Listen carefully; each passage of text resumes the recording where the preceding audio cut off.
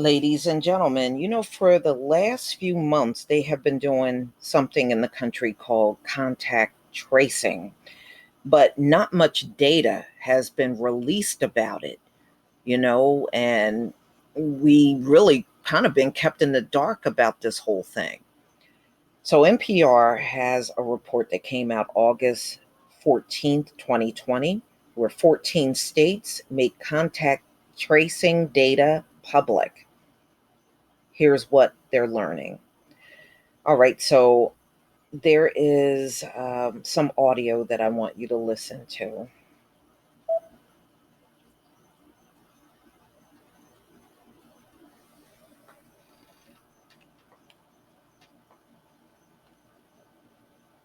People are making the data public.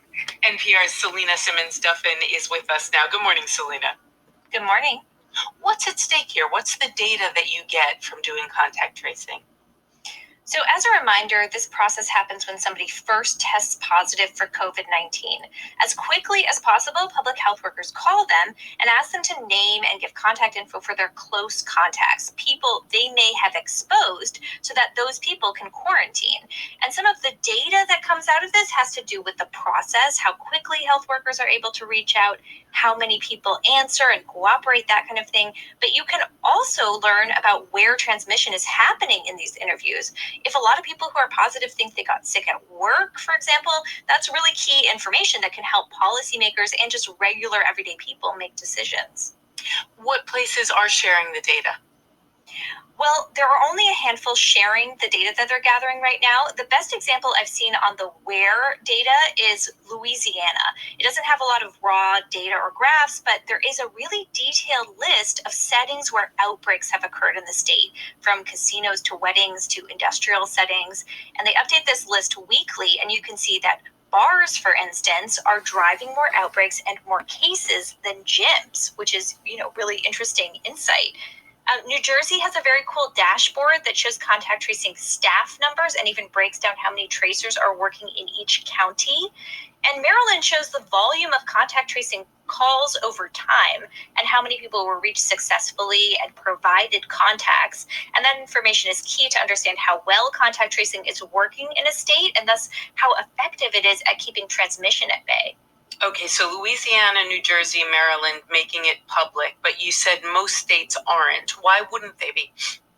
I asked Crystal Watson about this. She's a senior scholar at the Johns Hopkins Center for Health Security, and she collaborated with NPR on this survey. She said limited resources are likely the reason. Health departments are really stretched to the limit right now, and it's not a trivial thing to put together the data infrastructure to report it publicly.